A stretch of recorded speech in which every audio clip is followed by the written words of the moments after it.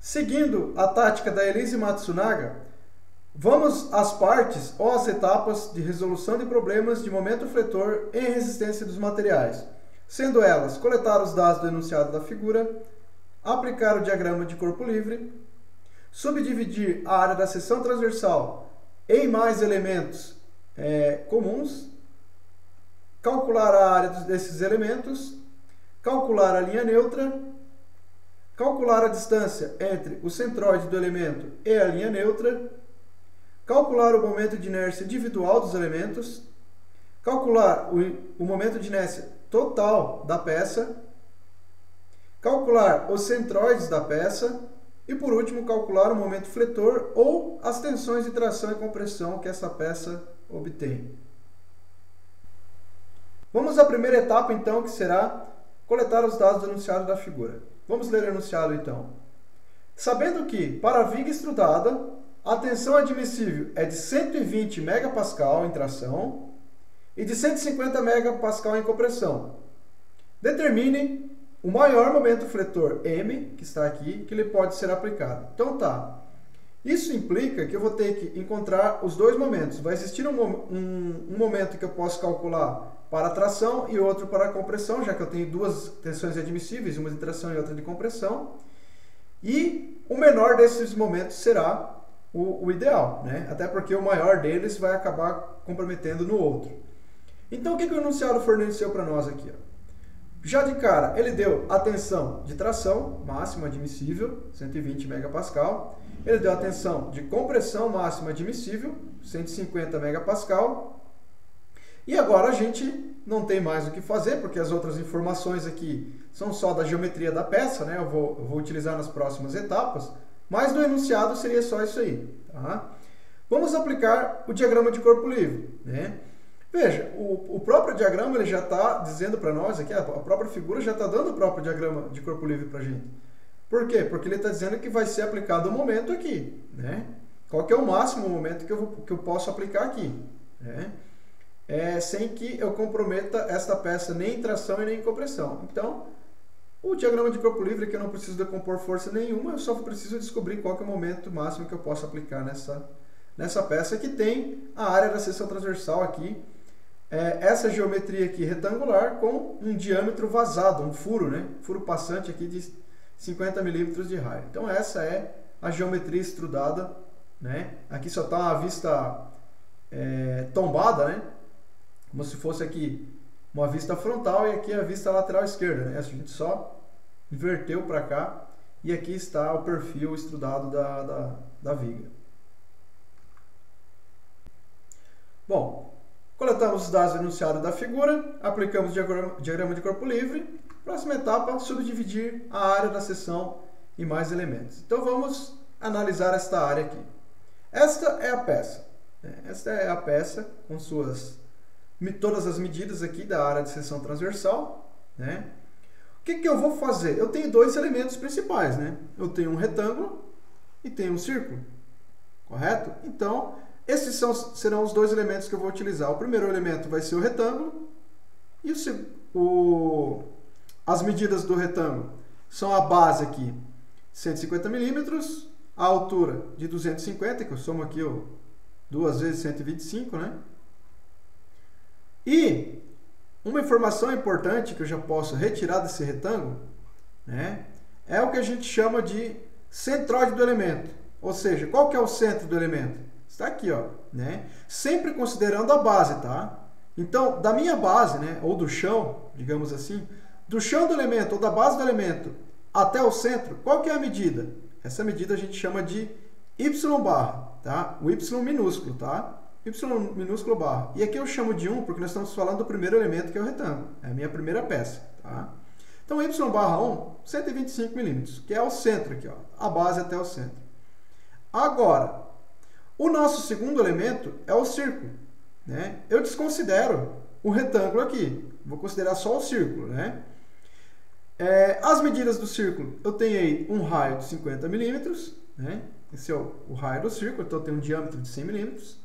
Vou chamar de R2, por quê? Porque é o meu segundo elemento. Então, todas as medidas e dimensões aqui serão 2, tá? Por ser o segundo elemento. E para eu achar esse centroide aqui do meu elemento, eu sei que até a parte de cima dele eu tenho 125 milímetros, né? Ó, 125 milímetros é o início do raio aqui, né? A tangente do raio. Então, menos o próprio raio, que é 50, né? 125 menos 50, eu vou ter o meu centroide aqui em relação à base de 75 milímetros. Então, não esqueçam de levar sempre isso em consideração. Qual que é a altura entre a base do meu elemento, né? E o centro do elemento? Então, aqui para nós, o nosso y barra 2 é de 75 milímetros. A próxima etapa, a gente vai calcular as áreas dos elementos, né? Então, como o primeiro elemento é um retângulo, né, a área é base vezes altura, né? Já converto para metros, né? Eu sei que é 150 milímetros, 250 milímetros, né? Base vezes altura, mas já para deixar habituado aqui, já vou deixar em metros, 0,15 vezes 0,25. Temos a área do primeiro elemento de 0,0375 metros quadrados. Vamos à área do segundo elemento, né? A área do segundo elemento é πr ao quadrado. Como eu denotei aqui como R2, né? Vai ser o R2 ao quadrado, πr2 ao quadrado. Substituo aí, o meu raio também já em metros, 50 milímetros é 0,05 ao quadrado, vezes π. E a área, né, da seção transversal aqui do meu segundo elemento é de 0,00785398164 metros quadrados, né? Coloquei o máximo de casas depois da vírgula possível para aumentar a precisão do resultado depois. Beleza? Então essa seria a nossa quarta etapa. Ó. Calculamos as duas áreas dos elementos que eu subdividi. Tá? Bom, tendo os valores das áreas aqui, a próxima etapa será calcular a linha neutra. Tá? A linha neutra, ela é chatinha de calcular, mas prestando bem atenção, uma vez que vocês aprendem, né? Depois é questão de costume, vocês acabam ficando craques nisso aí não esquece mais.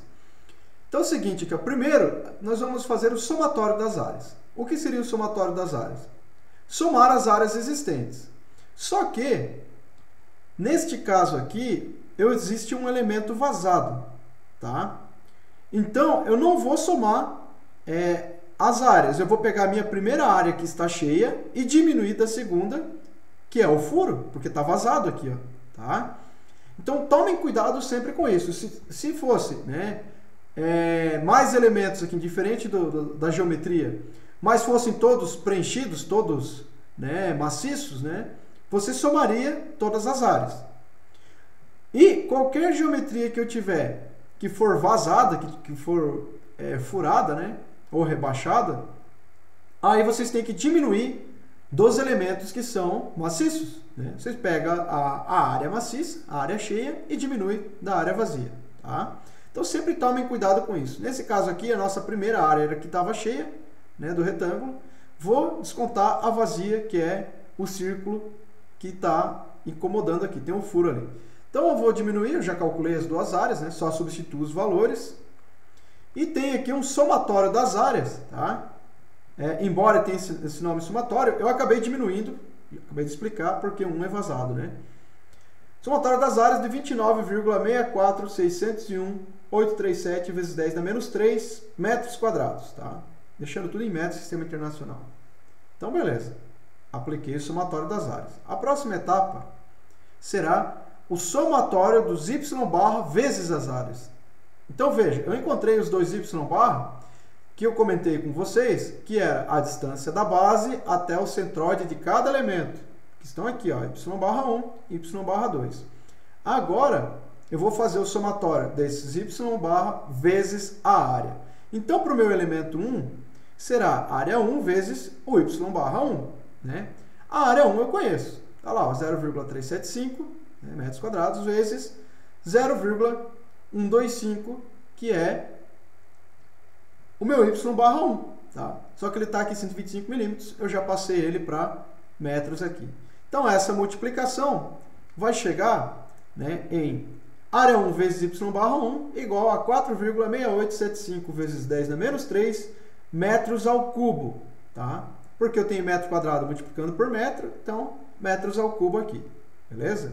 Tem alguns autores, né, que explicam, deixam tudo em milímetros, tá? E acabam fazendo a conversão no final. Eu prefiro já deixar tudo no sistema internacional para minimizar a margem de erros, tá?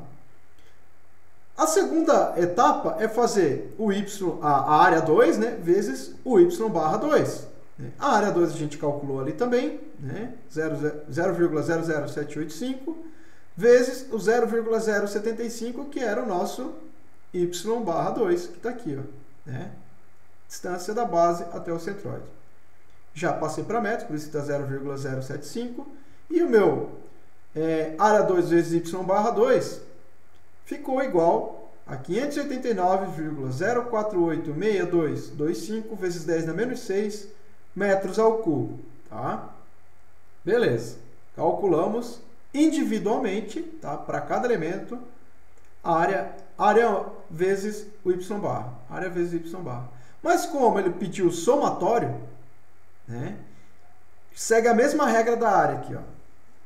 Se eu tivesse elementos cheios, maciços, tá, o somatório seria eu simplesmente somar os dois.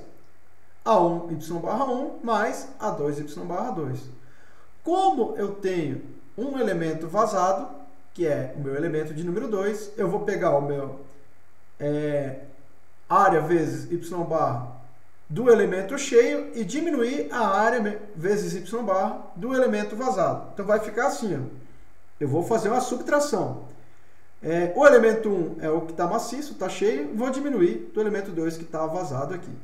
E essa subtração aqui, nós chegamos, agora sim, no somatório do y barra vezes a área, né, de 4,098451377 vezes 10 na menos 3 metros ao cubo. Então tá aí, né? Este é o verdadeiro somatório. Tive que subtrair porque um elemento é vazado, tá?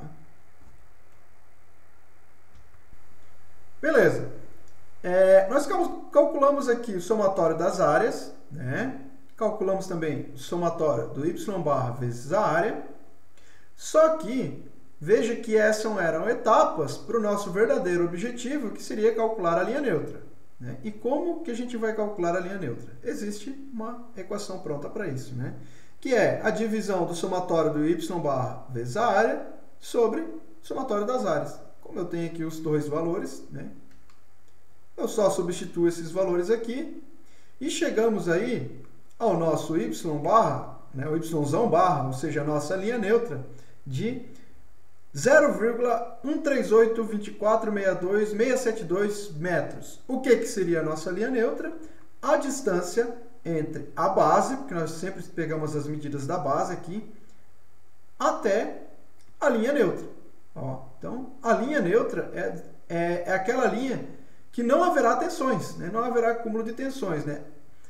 Para cima eu vou ter um tipo de tensão, tá? Que eu vou mostrar para vocês qual é o tipo de tensão que vai ter aqui acima da linha neutra.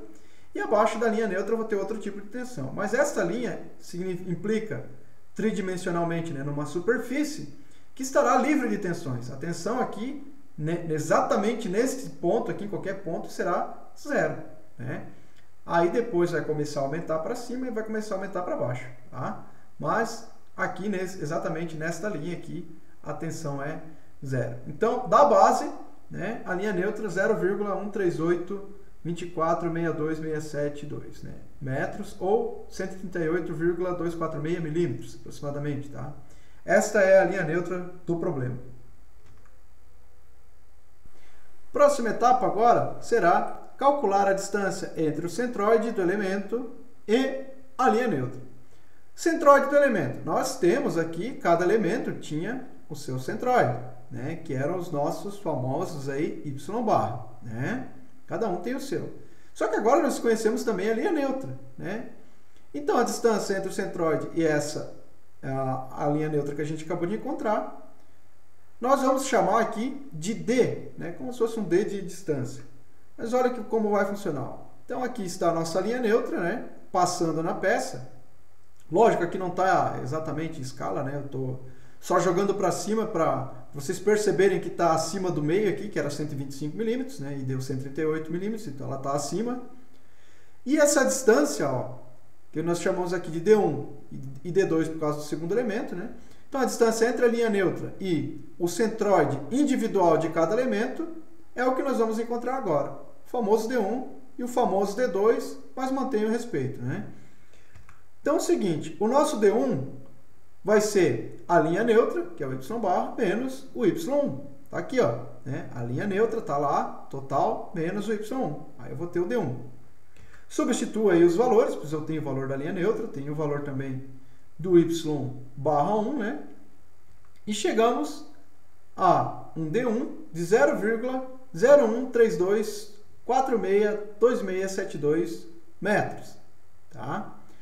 Então, para o elemento 1, eu encontrei essa famosa distância entre o centroide do elemento e a linha neutra. Encontrei. Agora vamos para o D2, mas mantenha o respeito. Ó, mesma coisa. Só que, no lugar do y barra 1, eu vou ter o y barra 2, que está aqui. Ó, né? A distância da minha linha neutra, né? Menos o y2. Tá? Lembrando que isso aqui não é uma equação pronta. Eu tirei aqui, né, o y2, o y da linha neutra menos o y2, por quê? Porque ele está localizado, as duas estão localizadas abaixo da linha neutra. O que acontece? Existem casos que o y1, ou y barra 1 ou y barra 2 estarão acima. Tá? Um deles estará acima da linha neutra. Então, o que você tem que fazer? Você tem que saber a distância desse centroide menos a linha neutra. Né? Aí vai mudar um pouco a configuração da equação. Mas aqui, né, basta nós entendermos o conceito. Tá? A configuração de qual que estará primeiro aqui, um diminuindo o outro, né? Aí vai depender de onde está localizado o nosso y barra. Tá? Então, nesse caso aqui, ficou desta forma aqui. Aí chegamos a um valor... substituindo os valores aqui, né, pois eu tenho os valores, chegamos a um D2, mas mantenho o respeito, de 0,0632462,672 metros, tá? Por que eu estou encontrando isso? Vocês já vão ver o porquê, tá? Vocês já vão ver o porquê, não é em vão. Então, a próxima etapa é calcular o momento de inércia individual dos elementos, tá? Individual. Individual é tabelado. Cada elemento existe um momento de inércia a ser calculado, tá? Cada elemento possui o seu momento de inércia a ser calculado. O que vai acontecer? Vamos lá ver o que vai acontecer. Para o retângulo. Né? Primeiro para o retângulo. Qual que é o momento de inércia do retângulo? No livro do Beer, está lá no fim dos apêndices. Após os apêndices, quase na última página, se eu não me engano, na última página, é que está demonstrado os momentos de inércia, as equações. Né? A minha lista de exercícios tem já tabelados os momentos de inércia. E o meu livro do Beer, que é a primeira edição, né, que é velho aqui, que está caindo aos pedaços, existe lá uma página no final dos apêndices chamada apêndice G. Né? É no apêndice G da primeira edição é que está os momentos de inércia. Mas isso aqui é fácil de encontrar até tabelas na internet, se for o caso. Tá? Mas o momento de inércia para o retângulo, né, em consideração a x aqui, né, vamos considerar que isso aqui seria o nosso eixo x em relação a x. Então, aqui eu coloquei 1 porque é a nossa peça de número 1, né, nosso elemento 1. Vai ser base, altura ao cubo sobre 12. Tá? 12avos de base e altura ao cubo. Então, como eu tenho os valores de base e de altura, né, sobre 12, o nosso momento de inércia somente deste primeiro elemento, né, individual dele, será de 195,3125 vezes 10 na menos 6 metros a quarto. Tá? Agora vamos ao nosso segundo elemento, que é um círculo. E lá na tabela de momentos de inércia para os elementos, né, o momento de inércia do círculo é 1/4 de πr na quarta. Né, 1/4 de πr na quarta. Substituo os valores, 1/4 de πr na quarta, está aqui o nosso raio de 50 milímetros. Chegamos ao momento de inércia, né, do círculo de 4,908,738,521 vezes 10 na menos 6 metros a quarta. Então, essa sétima etapa também matamos de calcular o momento de inércia individual de cada elemento.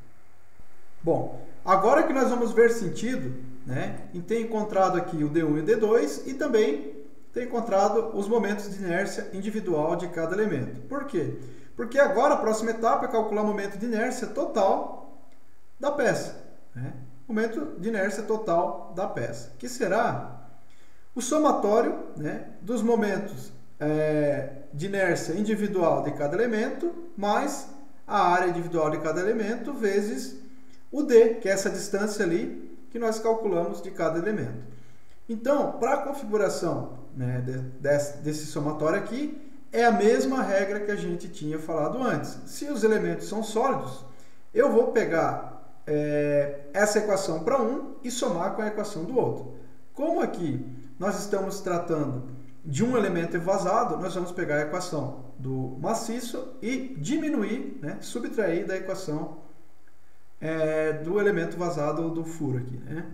Então vai ficar assim, ó, com esta configuração. Eu tenho aqui o momento de inércia individual do elemento 1 mais a área 1 vezes D1 ao quadrado menos o momento de inércia do elemento 2 mais a área 2 D2, mas mantenho o respeito. Então aqui, ó, essa aqui é só a minha primeira parte aqui, entre parênteses, né? Que eu tenho o momento de inércia do primeiro elemento mais a área do primeiro elemento vezes o D1 ao quadrado, não esqueça de levar ao quadrado aqui, e agora menos, né? Menos, subtraindo a mesma equação do segundo elemento, ó, momento de inércia do segundo elemento mais a área do segundo elemento vezes o D2, mas mantenho o respeito ao quadrado do segundo elemento. Chegamos aí ao momento de inércia total, né, ou momento de inércia da peça. Esse aqui não vai mudar nunca, né, a não ser que vocês abram outro furo aí, ou façam outra geometria, soldem outra peça. Mas para essa peça, com essa configuração aqui, esse aqui vocês vão utilizar o resto da vida, ó, que é 165,567 vezes 10 a menos 6 metros a quarto. Próxima etapa, calcular os centroides da peça. Como que vai funcionar isso? Os centroides da peça são nada mais que a distância entre a linha neutra e a extremidade da peça. Em peças que são simétricas, haverá só um, porque um centroide é igual ao outro centroide após a linha neutra. Mas isso se a peça possuir simetria. Não é este caso aqui. Veja que na linha neutra aqui é a mesma coisa que eu tenho aqui para cima, não é a mesma coisa que tem aqui embaixo. Então, descarta essa hipótese. Por isso, nós teremos aqui dois centroides. Tá? Então, veja como que vai funcionar. O primeiro, o C1, nós vamos chamar de centroide 1, ele vai ser a nossa altura total, que é 250 milímetros, menos a linha neutra, que é o YZ barra. Como eu conheço os valores, vai ser 250 milímetros, 0,25, menos a linha neutra, que é 0,138. Aí, chegamos aí ao centroide acima de 0,111,753 metros. E agora, nós vamos calcular o centroide abaixo da linha neutra, que seria o próprio Y barra. Não precisa subtrair nada aqui, ó.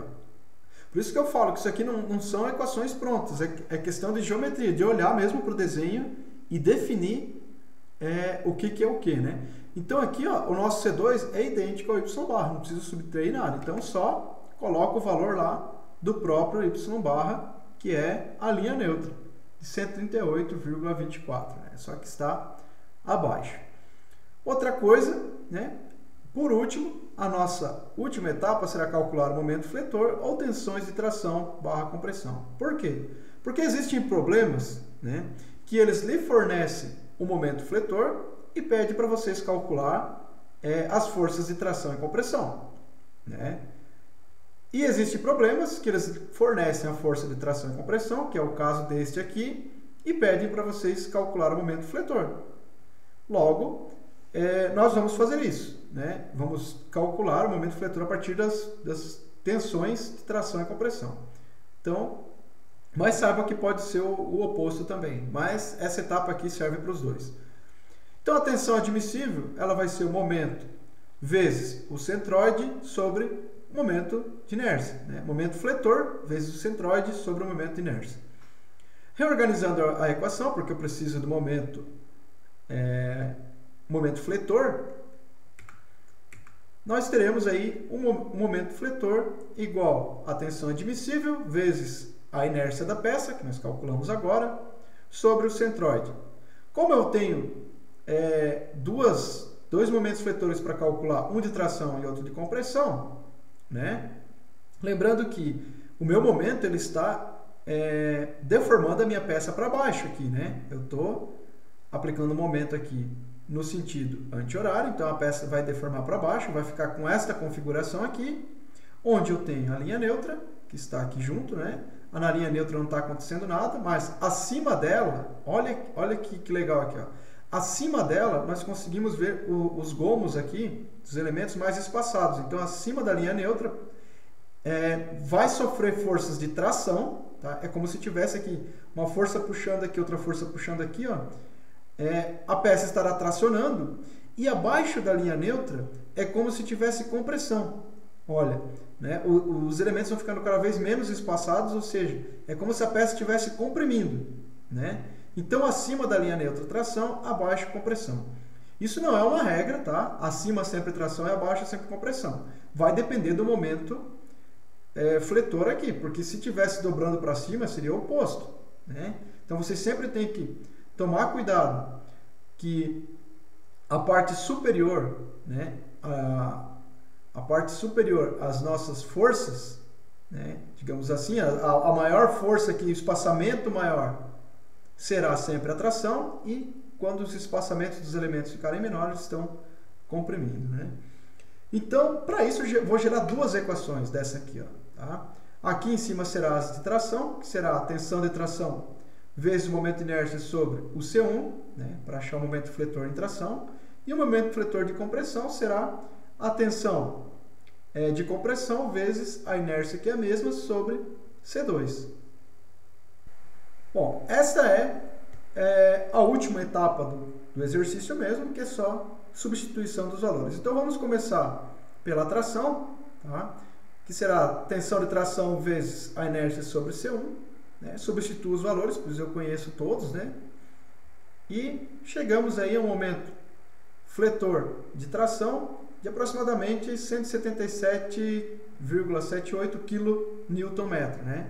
Ou aqui está ele por extenso, em Nm, né? 177.784,139 Nm. Mesma coisa vamos fazer para a compressão, né? Temos a equação de compressão aqui. Vamos utilizar agora a tensão de compressão, que é 150, foi fornecida pelo enunciado. E aqui muda para C2, tá? A inércia continua sendo a mesma. Então, o momento fletor em compressão será de 179.643,559 Nm. Qual que será o maior momento que poderá ser aplicado? O de tração aqui, ó, 177. Por quê? Porque ele é o menor. Se você acabar aplicando somente ele, né, você jamais chegará nesse aqui, que compromete a compressão. Agora, se você aplicar o momento de compressão, né, já faz muito tempo que você já comprometeu esse aqui, ó, né? Então, por isso, você, quando encontra os dois momentos máximos que você pode aplicar, sempre utilize o menor, né? Porque o menor vai comprometer somente ele, né, até chegar aqui, e não vai comprometer o outro, né? Então, teria que ser abaixo disso aqui, né, para poder não falhar a peça, não levar a peça a uma falha, né? Lembrando que nós estamos trabalhando essas equações no regime elástico, né, quando os materiais se comportam como uma mola, né? Eu vencendo esse momento aqui, então, já que esta era a tensão admissível, provavelmente ela vai sofrer uma deformação plástica aí, né? E não é o que se quer para as peças de engenharia. E aí, pessoal, gostaram do vídeo? Óbvio que gostaram, né? Então, se gostou, deixa um like. Se não gostou, faça um favor, deixa um like também, não tem problema nenhum, tá? Peço que inscrevam-se no canal e ativem o sininho para notificações de vídeos futuros. Esse é um canal de engenharia que não contém só a resistência dos materiais ou mecânica dos sólidos, tem várias disciplinas do curso de engenharia que saem vídeo quase que semanalmente aí. Dúvidas e sugestões pode deixar nos comentários, vou tentar esclarecer as dúvidas de vocês ou aplicar vídeos de sugestões futuras. Seria isso por enquanto, fiquem com Deus, bons estudos e até a próxima. Tchau, tchau.